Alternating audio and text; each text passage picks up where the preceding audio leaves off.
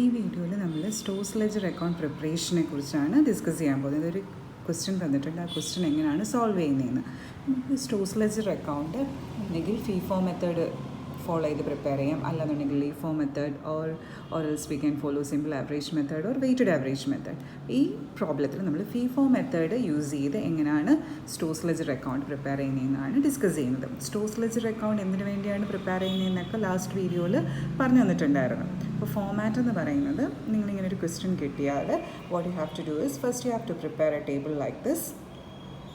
Contains total 5 columns, 1 column for writing the date, then reference number, then a column for receipt, then a column for issue and a column for recording the balance.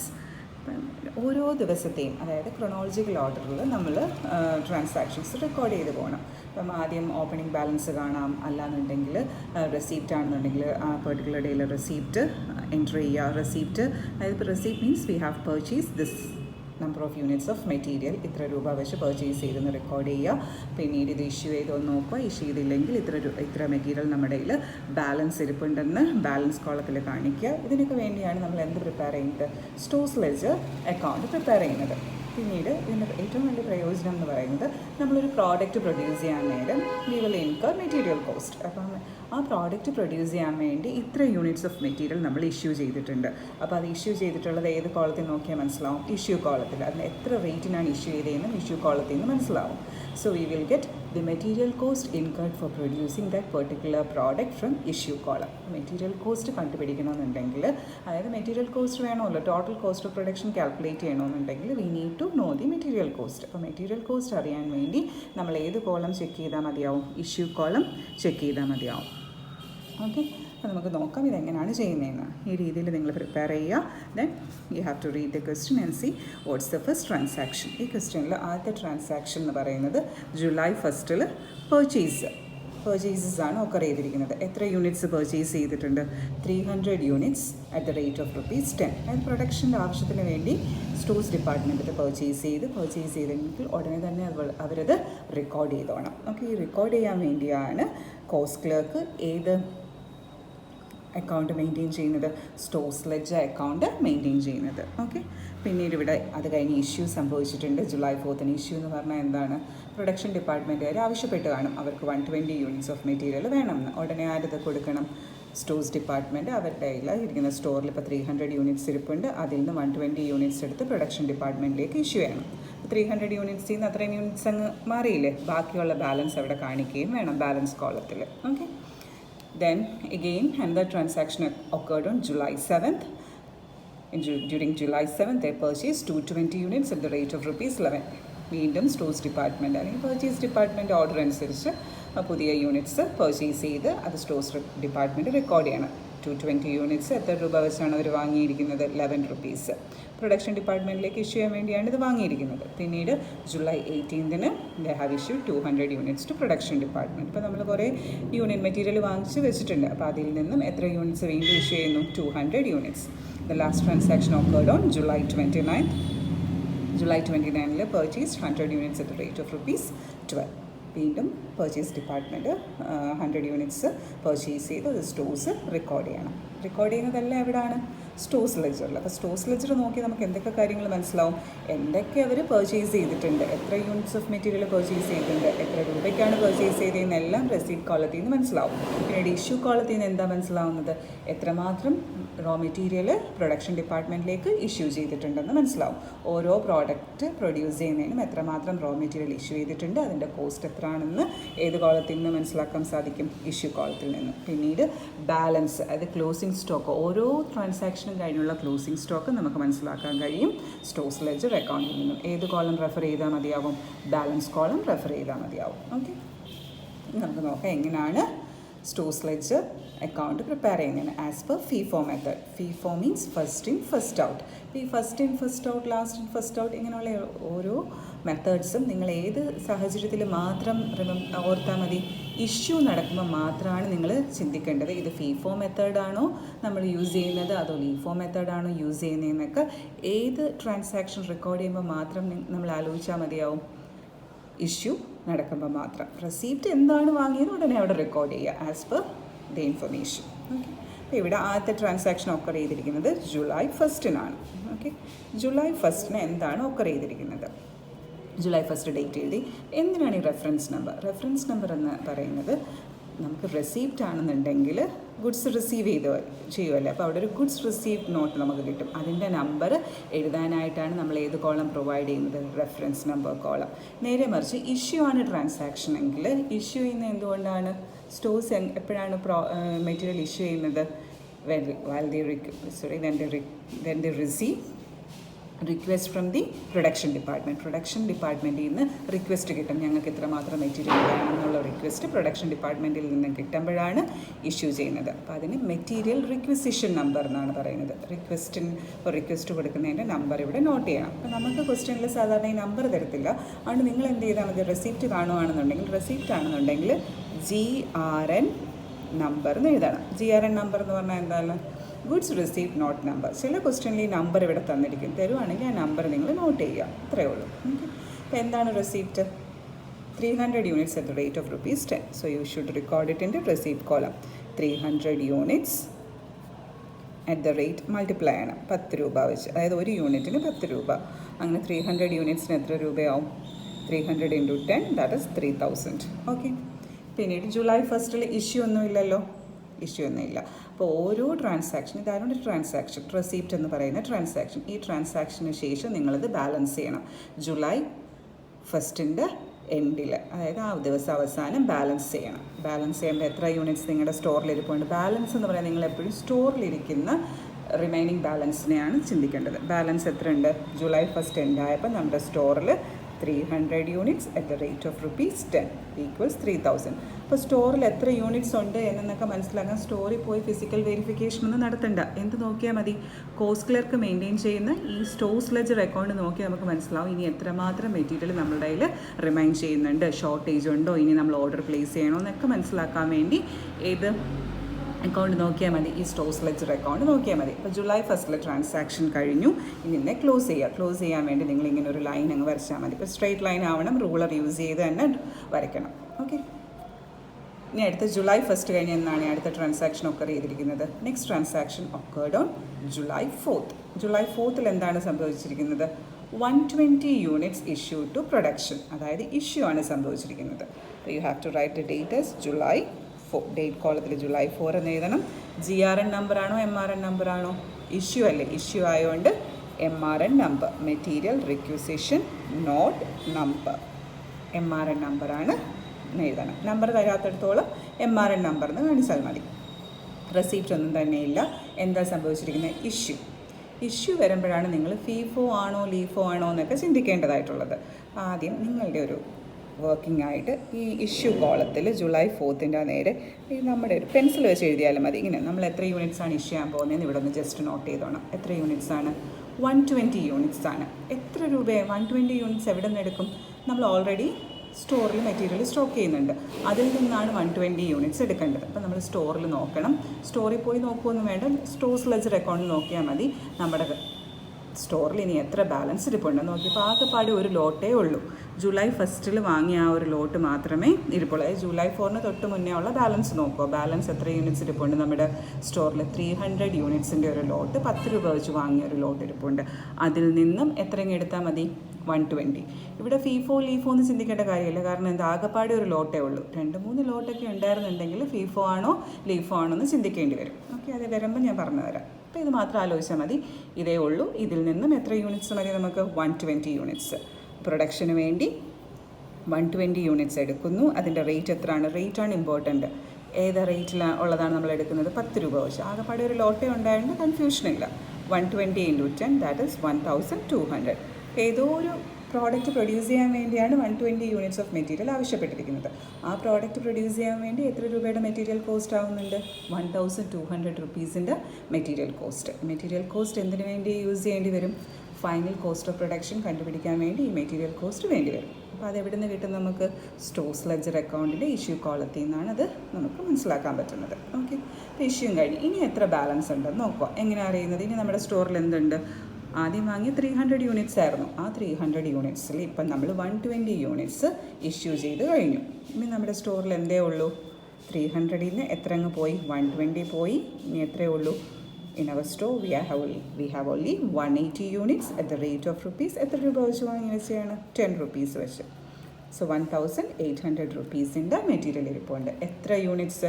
180 units of material at the rate of ₹10. 1800 rupees worth material നമ്മുടെ കയ്യിൽ ഇരിപ്പുണ്ട്. ഏത് ദിവസത്തിൻ്റെ അവസാനത്തിലാണ്? July 4th എൻഡിൽ. അങ്ങനെ ഓരോ transaction കഴിയുമ്പോഴുള്ള balance നമ്മളിവിടെ കണ്ടുപിടിക്കും. ജൂലൈ 4th ട്രാൻസാക്ഷൻ കഴിഞ്ഞു, ക്ലോസ് ചെയ്യുക. ഓക്കെ, ക്ലോസ് ചെയ്തു. ഇനി അടുത്ത ട്രാൻസാക്ഷൻ എന്നാണ് ഓക്കർ ചെയ്തിരിക്കുന്നത്? July 7th.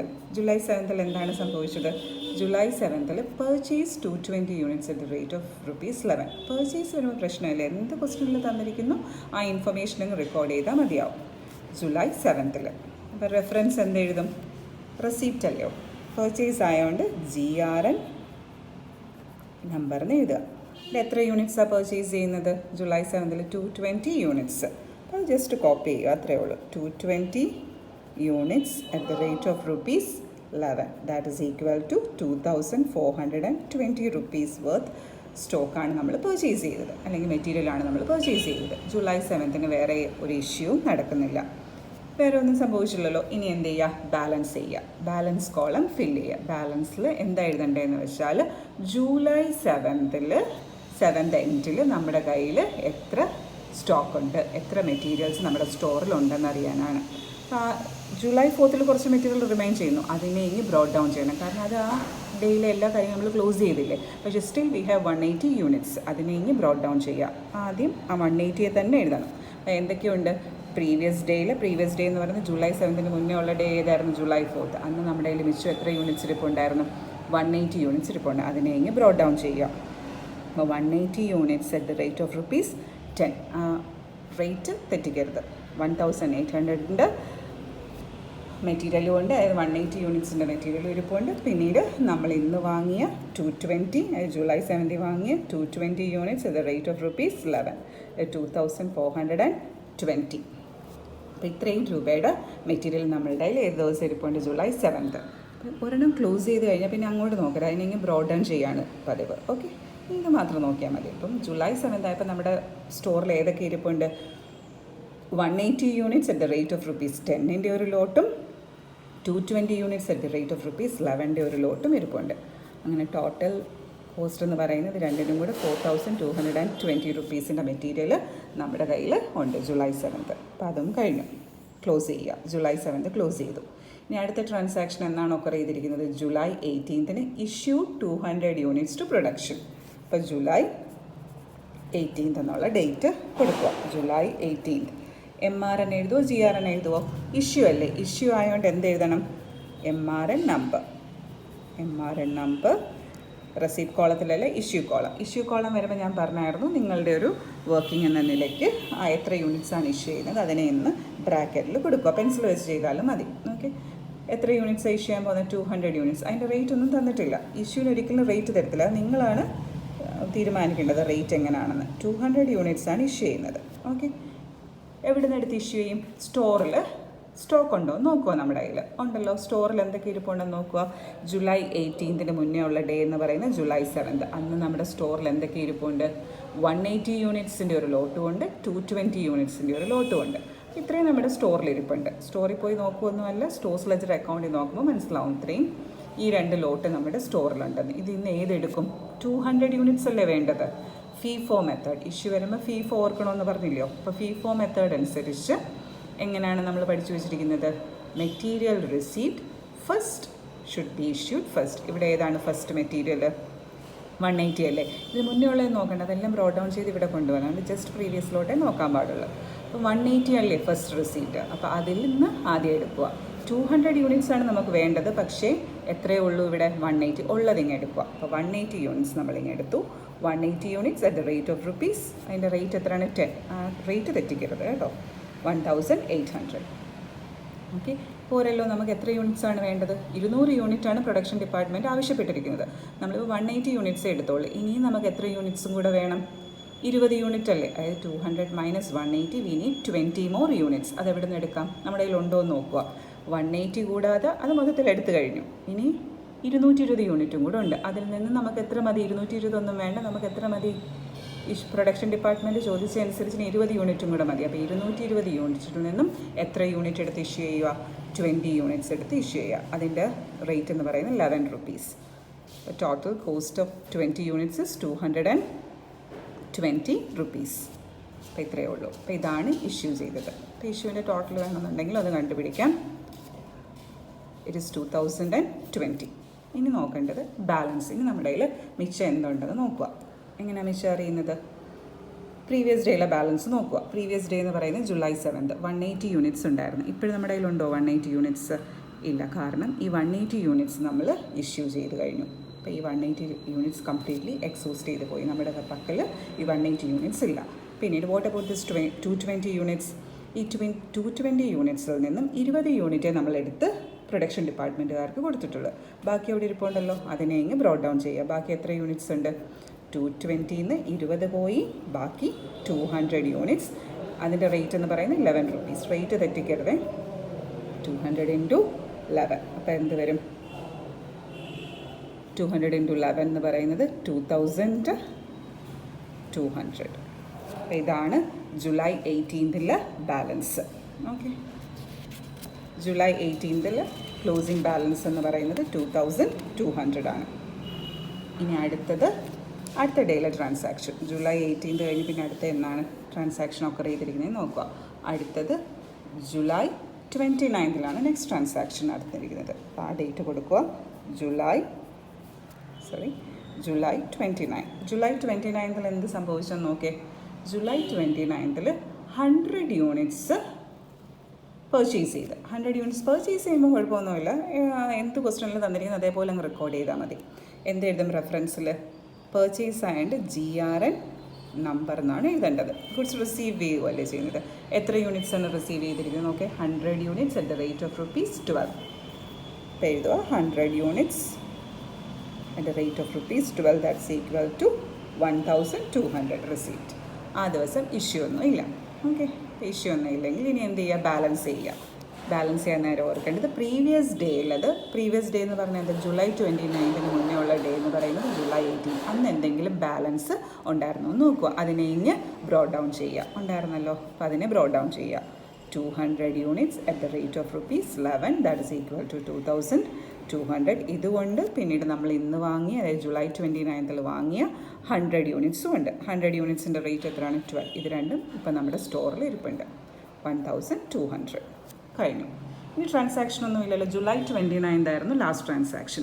യഥാർത്ഥം നമ്മളിത് ചെയ്തത് ജൂലൈയിൽ ഒരു സ്റ്റോക്ക് പൊസിഷനാണ് ഇവിടെ റെക്കോർഡ് ചെയ്തിരിക്കുന്നത്. July 1st തൊട്ട് July 29. July 31st ഒക്കെ ഉണ്ട്, പക്ഷേ അതൊന്നും ട്രാൻസാക്ഷൻ ഇല്ല. ഒരു മാസത്തെ സ്റ്റോക്ക് പൊസിഷനാണിത്. മെറ്റീരിയൽ പർച്ചേസും ഇഷ്യൂ എല്ലാം കഴിഞ്ഞ് ബാക്കി ഇനി എത്ര മിച്ചം ഇരിപ്പുണ്ട്? We have 300 units and it's cost is 3400. ഇപ്പോൾ നമ്മളോട് ചോദിക്കുകയാണ് ലാസ്റ്റ് ഡേയിൽ, അതായത് ജൂലൈയിലെ ക്ലോസിംഗ് സ്റ്റോക്ക് എത്രയാണെന്ന്. അപ്പോൾ എന്ത് പറയണം? July 31st ആയപ്പോൾ നമ്മുടെ കയ്യിൽ 300 യൂണിറ്റ്സ് ഉണ്ട്. അതിൻ്റെ വാല്യൂ എന്ന് പറയുന്നത് 3400 rupees ആണെന്ന്. ഓക്കെ, ഇങ്ങനെ ചെയ്യുന്ന ഈ മെത്തേഡിനെയാണ് പെർപെച്വൽ സിസ്റ്റം എന്ന് പറയുന്നത്. പെർപെച്വൽ സിസ്റ്റം പറഞ്ഞേ ഉള്ളൂ. After each receipt and issue we will check the balance. Okay, ഒരു റെസിപ്റ്റ് കഴിയുമ്പോൾ നമ്മുടെ ബാലൻസ് എത്ര ഉണ്ടെന്ന് നോക്കും. ഇഷ്യൂ കഴിയുമ്പോഴും ബാലൻസ് എത്ര ഉണ്ടെന്ന് നോക്കും. അപ്പോൾ ഈ മെത്തേഡിനെയാണ് പെർപെച്വൽ സിസ്റ്റം എന്ന് പറയുന്നത്. പെർപെച്വൽ സിസ്റ്റം ഇത്രയേ ഉള്ളൂ. കണ്ടിന്യൂസ് സ്റ്റോക്ക് ടേക്കിംഗ്, ഇതിനെയാണ് പെർപെച്വൽ സിസ്റ്റം എന്ന് പറയുന്നത്. ഓരോ ട്രാൻസാക്ഷനും കഴിയുമ്പോൾ നമ്മൾ എന്ത് ചെക്ക് ചെയ്ത് നോക്കും? ക്ലോസിംഗ് ബാലൻസ് എത്രയാണെന്ന് ചെക്ക് ചെയ്ത് നോക്കുന്ന ആ സിസ്റ്റത്തിനെയാണ് പെർപെച്വൽ സിസ്റ്റം എന്ന് പറയുന്നത്. വേറൊരു സിസ്റ്റവും കൂടെ മെൻഷൻ ചെയ്തിട്ടുണ്ടായിരുന്നു, പീരിയോഡിക് സിസ്റ്റം. പീരിയോഡിക് സിസ്റ്റം എന്ന് പറയുന്നത് after each transaction check the closing balance. ഒരു പെർട്ടിക്കുലർ പീരീഡിൻ്റെ എൻഡിൽ മാത്രമേ ക്ലോസിംഗ് സ്റ്റോക്ക് എത്ര ഉണ്ടെന്ന് മനസ്സിലാക്കൂ. അപ്പോൾ ഇവിടെ ആണെങ്കിൽ ഓരോ ദിവസം അവസാനവും എന്ത് മനസ്സിലാക്കുന്നുണ്ട്? ക്ലോസിംഗ് സ്റ്റോക്ക് എത്ര ഉണ്ടെന്ന്. ഇപ്പോൾ July 1st അവസാനം 3000 രൂപയുടെ ക്ലോസിംഗ് സ്റ്റോക്ക് ഉണ്ട്. July 4th എൻഡിൽ 1800 rupees ക്ലോസിംഗ് സ്റ്റോക്ക് ഉണ്ട്. July 7th ആയപ്പോൾ അത് എത്രയായി? 4220. July 18th ആയപ്പം ക്ലോസിംഗ് സ്റ്റോക്ക് 2200. July 29th ആയപ്പോൾ നമ്മുടെ കയ്യിൽ എത്രയാണ് ക്ലോസിംഗ് സ്റ്റോക്ക് ഉള്ളത്? 3400. അങ്ങനൊരു അപ്ഡേറ്റഡ് ബാലൻസ് നമുക്ക് കിട്ടും if you are following perpetual inventory system. അപ്പോൾ ഇവിടെ ഓർത്തിരിക്കേണ്ട കാര്യം എന്ന് പറയുന്നത് ഇഷ്യൂ വരുമ്പോഴാണ് നിങ്ങൾ ശ്രദ്ധിക്കേണ്ടത്. ഇഷ്യൂ വരുമ്പോൾ നിങ്ങൾ ചിന്തിക്കണം ഇത് ഫീഫോ ആണോ ലീഫോ ആണോ. ഇവിടെ നോക്കിയാൽ ഇഷ്യൂ 120 യൂണിറ്റ്സ് അല്ലയോ. അപ്പോൾ 120 യൂണിറ്റ്സ് എങ്ങനെയാണ് ഇഷ്യൂ ചെയ്യേണ്ടത് നമ്മുടെ സ്റ്റോറിൽ എന്തുണ്ടെന്ന് നോക്കുക. സ്റ്റോറിൽ ആകെപ്പാടെ ഒരു ലോട്ടേ ഉണ്ടായിട്ട് ഇവിടെ ഫീഫോയും ലീഫോ എന്നൊന്നും ചിന്തിക്കേണ്ട. ഒരു ലോട്ടല്ലേ ഉള്ളൂ. ഫസ്റ്റ് ഇതാണ് ലാസ്റ്റ് ഇതാണെന്നൊന്നും ചിന്തിക്കേണ്ടല്ലോ. So first in first out ഒരു ലോട്ടേ ഉള്ളൂ. അതിൽ നിന്ന് 120 ഇഷ്യൂ ചെയ്ത് അത് കഴിഞ്ഞ് മിച്ചം ഇവിടെ എഴുതി. ഓക്കെ. അതേപോലെ പിന്നെ ഇഷ്യൂ വന്നത് എന്നാൽ ജൂലൈ 18 200 യൂണിറ്റ്സ്. അപ്പോൾ ആ സമയത്ത് നമ്മൾ സ്റ്റോറിൽ പോയി നോക്കിയപ്പം വി ഹാവ് 180 യൂണിറ്റ്സിൻ്റെ ഒരു ലോട്ട് ഉണ്ട്. ദെൻ വി ഹാവ് 220 യൂണിറ്റ്സും ഉണ്ട്. അപ്പോൾ ഇവിടെ വരുമ്പം ഫീഫോ ആണോ ലീഫോ ആണോ ശ്രദ്ധിക്കണം. ഫീഫോ ആണെന്നുണ്ടെങ്കിൽ എവിടെ നിന്നേ എടുക്കാവുള്ളൂ? ഫസ്റ്റ് ലോട്ടിൽ നിന്ന്. അതുകൊണ്ടാണ് ആദ്യം 180 എടുത്തത്. പിന്നീട് അത് തികഞ്ഞില്ല. വീണ്ടും നമുക്ക് 20 യൂണിറ്റും കൂടെ വേണം. അത് അടുത്ത ലോട്ടിൽ നിന്ന് എടുത്തു. 220 എന്ന് പറഞ്ഞ ലോട്ടിൽ നിന്ന് എടുത്തു. അങ്ങനെ ഇതാണ് നമ്മൾ പ്രൊഡക്ഷൻ ഡിപ്പാർട്ട്മെൻറ്റിലേക്ക് ഇഷ്യൂ ചെയ്ത മെറ്റീരിയലിൻ്റെ കോസ്റ്റ് 2020. ഇത് സാധാരണ നമ്മൾ ഇഷ്യൂ എന്ന് പറഞ്ഞാൽ ഈ എമൗണ്ട് നമ്മൾ സാധാരണ ഉപയോഗിക്കുന്നത് മെറ്റീരിയൽ കോസ്റ്റ് വേണമല്ലോ. ഇത് ടോട്ടൽ കോസ്റ്റ് ഓഫ് പ്രൊഡക്ഷൻ കണ്ടുപിടിക്കാൻ നേരം മെറ്റീരിയൽ കോസ്റ്റ് എത്ര എന്ന് മനസ്സിലാക്കാൻ വേണ്ടിയാണ് ഇഷ്യൂ കോളത്തിലെ ഫിഗർ യൂസ് ചെയ്യുന്നത്. പിന്നീട് ട്രേഡിംഗ് ആൻഡ്